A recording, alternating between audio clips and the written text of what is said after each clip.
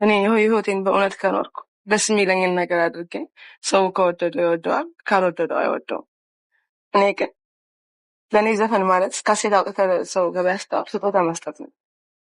ኢቭን በገንዘባቸውም ቢሆን ቢገዙ ሰዎች እና እኔ የማልወደውን ነገር ለሰው መስጠት አልፈልግም።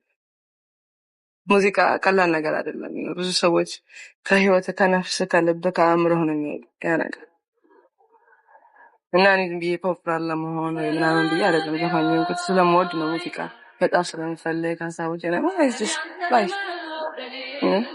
እና ያን ሁሉ የምታደርገው ነገር አንተን ራስን ማስደሰት አለበት።